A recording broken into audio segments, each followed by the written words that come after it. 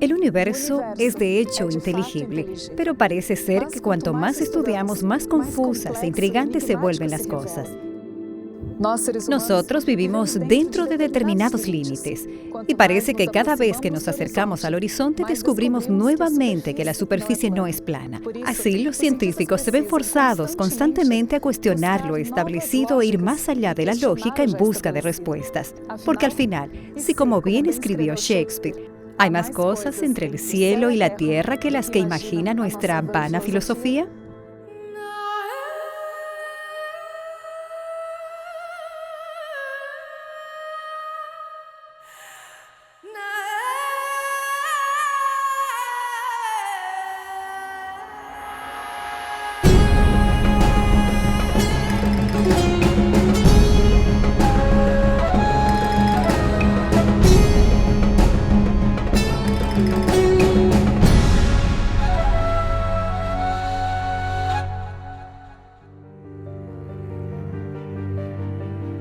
La ciencia hace un trabajo excelente al describir y explicar fenómenos naturales, pero los científicos no se dan por satisfechos con la mera descripción y se esfuerzan por comprender la estructura subyacente, las leyes fundamentales de la naturaleza que determinan estos fenómenos. En las últimas décadas, se han invertido inúmeros esfuerzos y recursos para encontrar una teoría final de la física.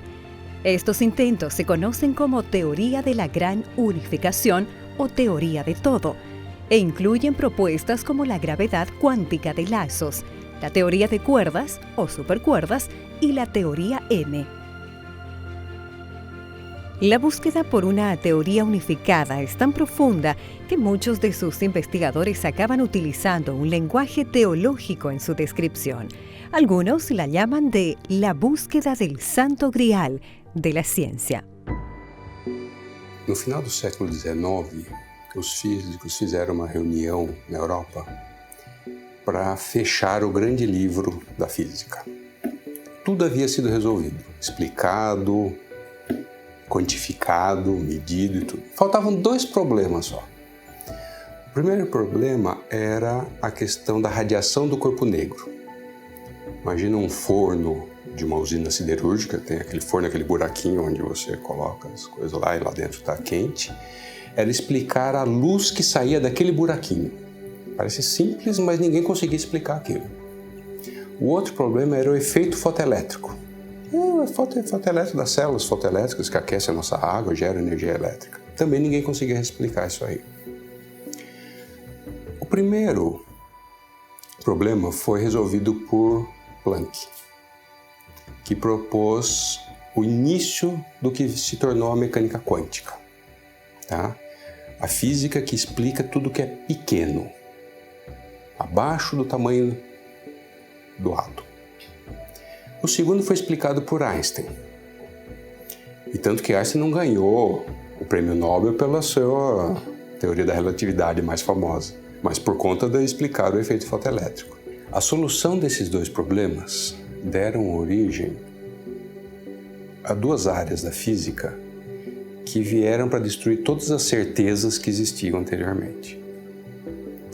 Uma delas é a mecânica quântica, que trata de tudo que é pequeno, em escala atômica subatômica, e a relatividade, que trata do que é tudo grande, extremamente massivo, gigantesco, distante e rápido. Esses dois mundos são dois mundos completamente malucos, para falar em português bem claro. Tá? Por quê? Porque eles fogem à nossa concepção cotidiana.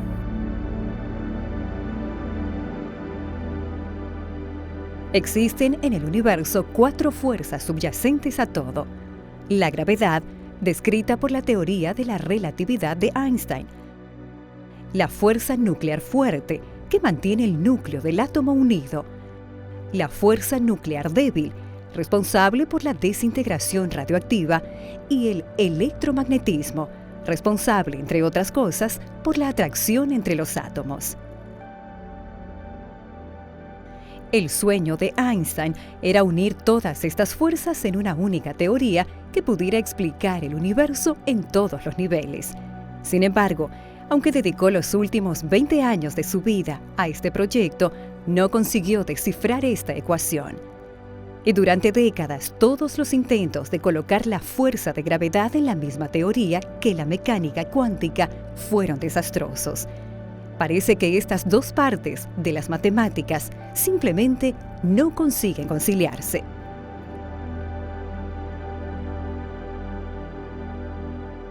A la gente le gustaría poder explicar todos los fenómenos del universo con una sola física. Nos gustaría decir, tenemos una teoría de todo. Pero para que hubiera una teoría de esta naturaleza teníamos que incorporar por lo menos lo que ya sabemos. Nosotros sabemos que existe una fuerza que es gravitacional y sabemos que existen fuerzas nucleares, fuerzas electromagnéticas. La física debería estar en condiciones de poner todo junto en una gran teoría. Pero no hemos sido capaces de incorporar la gravitación, que para nosotros es la fuerza más conocida, con las otras fuerzas, en una gran teoría unificada.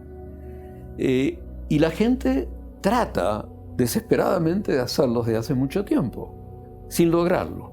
La gravitação se nos escapa. Assim como os físicos no final do século XIX quiseram fechar o livro da física, hoje existe um santo graal na física, que seria a teoria unificadora. Uma teoria que pudesse explicar as 4 forças fundamentais como se fosse uma única. Tá? Força fraca e eletromagnética já foi possível fazer isso. A interação da força nuclear com a eletrofraca é possível já escrevê-las como se fossem uma só, em determinadas circunstâncias e tudo. O grande problema é a gravitação, porque intrinsecamente ela é diferente das outras.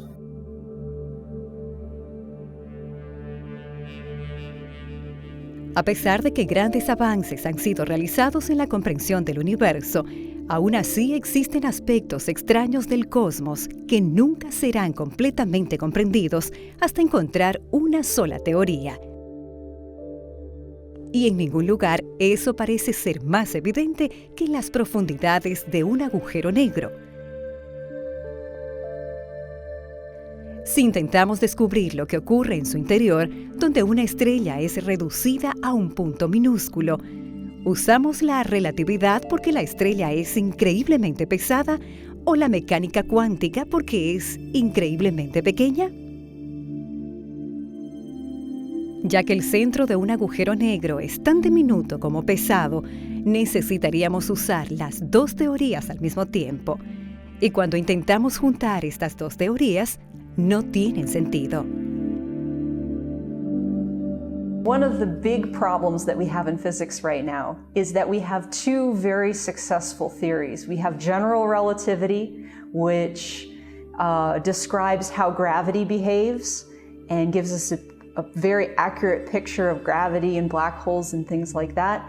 And then we also have quantum theory. And quantum theory describes very small things like atoms and particles. And both of these theories are very successful in their own realms, but we don't know how to make them fit together. And so quantum gravity is an attempt to do that. So people today are working very hard to try to figure out what would a quantum theory of gravity look like? How do you bridge the gap between the world of the very small and the theories that describe gravity very well?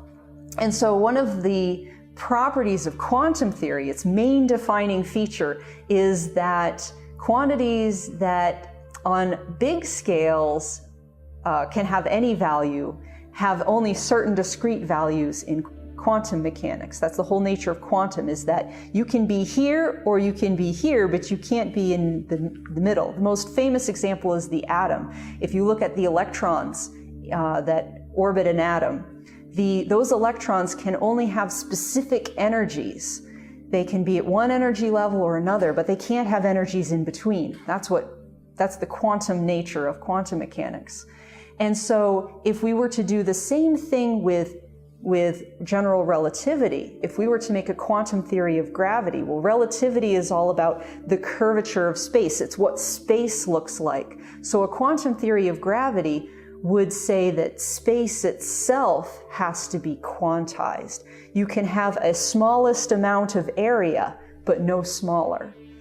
And you can have a smallest length, but no smaller. And how would you put all of that together to make the space that we observe? Ese problema lleva a los teóricos de la física a buscar teorías nuevas y formas nuevas de mirar el problema. La teoría de cuerdas es una de esas formas. Hasta hace poco más de 20 años atrás, los científicos entendían las partículas como puntos, diminutos puntos. Pero lo que la teoría de cuerdas propone es que las partículas no son puntos, sino minúsculas cuerdas vibrando. Cuerdas tan pequeñas que si un átomo fuera aumentado al tamaño de nuestro sistema solar, esta cuerda sería del tamaño de un árbol promedio. Lo sorprendente es que sería esta vibración la que definiría a la partícula. Si vibra de determinada manera, sería un tipo de partícula y si vibra de otra, otro tipo. Y esto podría ser la clave para resolver la distancia entre el universo uniforme y predecible de la relatividad y el espacio inestable y caótico del mundo subatómico. Se você pegar uma corda, você pode vibrar a corda com esse movimento. A gente chama isso de primeiro modo vibracional. Você pode vibrar a corda assim, é uma brincadeira de criança, você pode vibrar uma corda assim. Você tem um segundo modo vibracional. E você pode progredir em diversos modos de vibração. Isso é bem descrito na física clássica, esses modos de vibração de uma corda. O que esses cientistas, esses físicos que formularam a teoria das cordas propuseram é que essas pequenas partículas elas são descritas por essas entidades cordas e cada partícula é diferenciada por um modo diferente de vibração dessa corda. Uma partícula tem um modo, seria a representação desse modo de vibração, a outra partícula outro modo, e por aí vai. De uma forma bem simples, isso é teoria de cordas. Al profundizar en el conocimiento del mundo subatómico, los científicos descubrieron que cada fuerza fundamental del universo tiene una partícula. Esta partícula es responsable por la interacción de esta fuerza. Al avanzar en la teoría de las cuerdas, los físicos encontraron una ecuación que describía una partícula sin masa. Este descubrimiento fue más sorprendente al entender que esta partícula describía la gravedad en el nivel subatómico, por lo que fue llamada de gravitón. Pero, ¿podría ser el gravitón la clave para unificar la relatividad y el mundo subatómico? Por otro lado, si se trata de una partícula sin masa, ¿cómo observarla? Quando você pensa em partícula subatômica, você pensa numa bolinha minúscula. É isso que a gente imagina.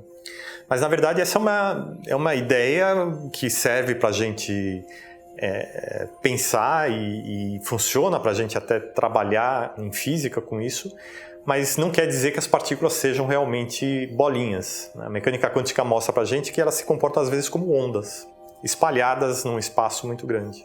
É uma coisa muito complexa, né? A nossa mente não consegue entender alguma coisa que seja ao mesmo tempo partícula e onda. Mas os sistemas quânticos são essa mistura desses dois conceitos. Talvez a gente não tenha capacidade de entender o que realmente é. Então a gente precisa dos dois conceitos para trabalhar com isso. Cada força tem a sua partícula, cada uma das quatro forças fundamentais tem uma partícula associada a essa interação. E tem as partículas estruturais, né, que são aquelas que vão interagir. Além disso, a gente supõe que exista o graviton, que é a partícula que é responsável pela interação gravitacional.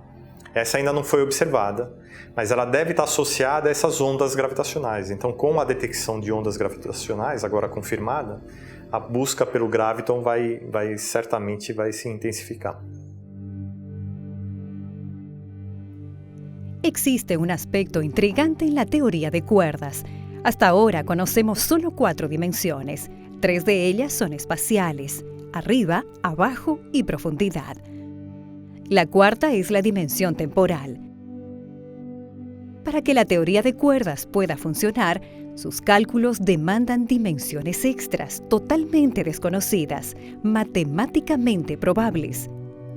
Aunque para algunos esto no puede ser observado, ya que se trata de dimensiones extremadamente pequeñas, para otros, la idea de dimensiones remotas puede ser más real de lo que imaginamos. Lo cierto es que el universo podría ser más extraño que lo que hasta ahora suponíamos. ¿Podríamos realmente vivir en más dimensiones de las que podemos ver? Nosotros vivimos en un mundo en 3 dimensiones. Nos damos cuenta que tiene 3 dimensiones porque tenemos 2 ojos, nos permite eso medir la distancia y vivimos en 3 dimensiones. No tenemos más dimensiones, aparentemente.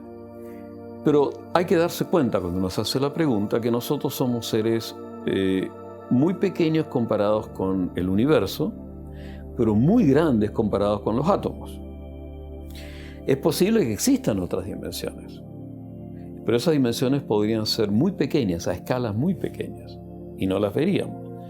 La teoría de cuerdas, por ejemplo, es una teoría que postula la existencia de más dimensiones, pero son dimensiones muy pequeñas, a la cual nosotros no tenemos acceso porque somos muy grandes. Eso no significa que no las podamos descubrir. De alguna manera hemos descubierto cosas muy chiquitas, ¿no es cierto? Hemos visto los electrones, sabemos que existen partículas mucho más pequeñas, los quarks, que forman a su vez partículas que llamamos partículas fundamentales, como los protones, los neutrones, y hemos logrado entender eso, pese a que son muy chiquititas comparadas con nosotros y no podemos verlas directamente. Es posible que existan otras dimensiones. Você pensar que a corda é uma extensão e essa extensão, se você tem uma corda, você pode ter uma superfície dessa corda. Então só o fato de ter uma superfície da corda já implica em pensamentos a respeito de outras dimensões. Então a teoria de cordas abre sim para muitas outras dimensões além daquelas 3 dimensões espaciais e uma temporal que nós estamos acostumados. Esse é um dos inconvenientes da teoria de cordas, né? Ela funciona se você supõe que o universo tem aí 10 dimensões, antigamente eles supunham mais dimensões. Então as outras 6 dimensões podem ser explicadas através desse conceito de dimensões compactas. Nessa sala nós temos 3 dimensões que a gente pode observar, além do tempo. Porque o fóton, por exemplo, está viajando aqui dentro dessa sala, colide com as paredes e vem para os nossos olhos e a gente observa esse fóton, essa luz. Em dimensões muito compactas, por causa de uma propriedade quântica que diz que quando o seu sistema é muito pequeno, a energia das partículas, as partículas, como elas não podem, se você não pode localizar a partícula e a velocidade ao mesmo tempo, significa que num espaço muito pequeno, a incerteza na velocidade das partículas é muito grande. Então, sistemas confinados em espaços pequenos têm energia muito grande, porque a velocidade é muito grande. Quando essa dimensão é muito reduzida, essa energia vai ser infinita. Então, não tem energia no universo suficiente para excitar esses estados dessas dimensões muito compactas. E elas são invisíveis para as observações físicas por causa disso. Não tem energia suficiente para você observar uma coisa dessas. Pero, ¿cómo probar realmente esta teoría si estas diminutas cuerdas no pueden ser observadas? Em física, a gente simplifica muitos cálculos jogando fora aquilo que é muito pequeno, nunca aquilo que é muito grande. E quando a gente tem que jogar algo infinito fora, é sempre uma coisa preocupante. Uma das vantagens da teoria de cordas é que esses infinitos desaparecem. Então, é um aspecto que muita gente gosta, acho que todos os físicos gostam na teoria de cordas, é isso. mas ela precisa provar. A teoria de cordas ela consegue juntar numa formulação só vários campos diferentes da física. Mas até agora não apareceu nenhuma indicação, alguma coisa que é prevista por essa teoria e nenhuma outra das teorias que possa ser observada em laboratório. É uma formulação matemática muito engenhosa, muito bonita, mas para se tornar uma teoria física falta alguma comprovação experimental. A física é isso, né? A junção de formulações matemáticas, por vezes muito complexas, mas com observação de fenômenos que são previstos pela teoria. Se uma teoria não consegue prever coisas novas, ela não tem muita utilidade na física. Esse é o desafio da teoria de cordas atualmente. Quando uma teoria ela tem essa harmonia de conceitos e essa elegância de demonstrações, a gente fica com essa sensação de que ela tem que ser útil, porque para explicar a natureza. Porque tem sido assim. A gente tem descoberto que as teorias que descrevem a natureza, elas são bonitas matematicamente e conceitualmente. E essa teoria de supercordas, ela é bonita e elegante do ponto de vista matemático. Então, muita gente acredita que a natureza é assim. Mas, de novo, não é uma afirmação científica, é uma questão de gosto pessoal, né? Ahora, es una teoría muy compleja matemáticamente que tiene por ahora muy poco asidero en las observaciones. Hay muchos que dicen que es un camino, es un mal camino.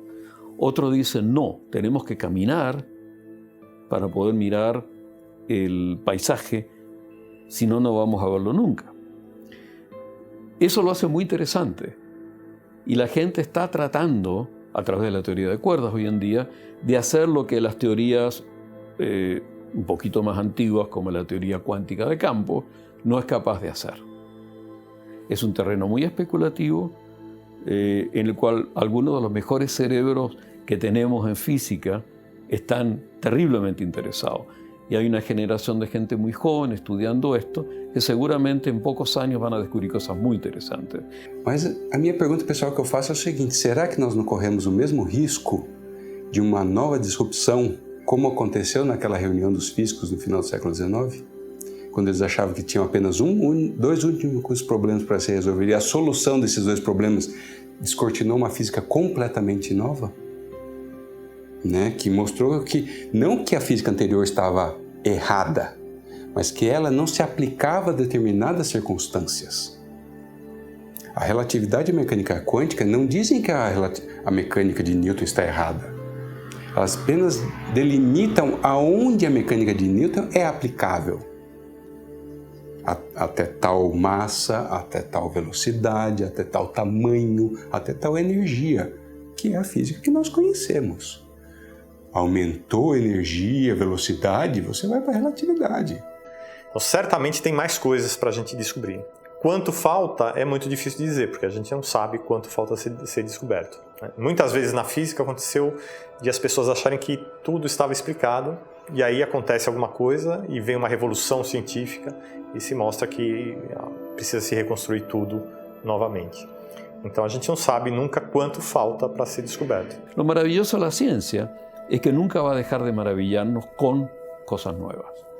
Mas, de novo, se você propõe uma saída que não tem como você testar se ela é verdadeira ou não, fica complicado você acreditar. É uma questão de fé, não é mais uma questão de ciência.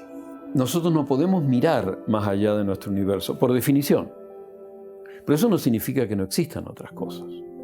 La pregunta es, ¿cómo incorporarlo a la ciencia si no podemos verlo? Y eso es una pregunta muy complicada que tiene connotaciones filosóficas. Sin embargo, la ciencia está atacando el problema, porque para explicar lo que vemos, a veces es necesario postular cosas que no vemos. Aun cuando continuemos acertando las piezas en el enigma de la naturaleza, debemos recordar que estamos trabajando en un pequeño rincón del universo y que la esperanza de acertar la última pieza aún podría estar más allá de nuestro alcance. Por mayor que pueda ser el conocimiento de los científicos, al enfrentarnos al majestuoso y vasto universo, parece que éste nos revela, aún sin querer, nuestras limitaciones y nuestra incapacidad de comprender aquello que se manifiesta infinito. Tal vez nunca seremos capaces de definir y conocer totalmente el ilimitado universo, y explicaciones sobre su origen podrían permanecer para siempre como teorías carentes de absolutas comprobaciones. Sin embargo, aún podemos ir más allá de lo conocido en busca de la verdad, desafiando constantemente nuestras fronteras y límites para enfrentarnos con la grandiosidad, con aquello que se revela delante de nuestros ojos, a nuestros sentidos, sublime. Podemos continuar creyendo en lo que se espera, aun cuando no lo podamos ver. Podemos continuar observando aquello que es imperceptible a los ojos y creer firmemente que está allí, aunque solo podamos recibir a través de un espejo su débil reflejo, intentando evitar las interferencias de la atmósfera terrestre y aguardando el día en que podamos ver todo el esplendor del universo cara a cara. Esto implica creer que todavía existe mucho más, que todavía existen lugares y aspectos del cosmos que no han sido explorados. Desde las grandiosas estrellas y sus inmensurables distancias, las imponentes supernovas y las majestuosas nebulosas, con sus expresiones de color sin par, hasta la oscuridad insondable que se evapora al cálido resplandor de la luz solar. El universo, desde la más descomunal galaxia hasta el diminuto quark, de la constancia y el equilibrio del macrocosmos hasta las probabilidades caóticas del mundo subatómico, parece testificar que nuestro pequeño mundo es solo el inicio de algo más, mucho más grande y mucho más profundo. Algo que tal vez podríamos llegar a comprender algún día, cuando contemos con todas las piezas.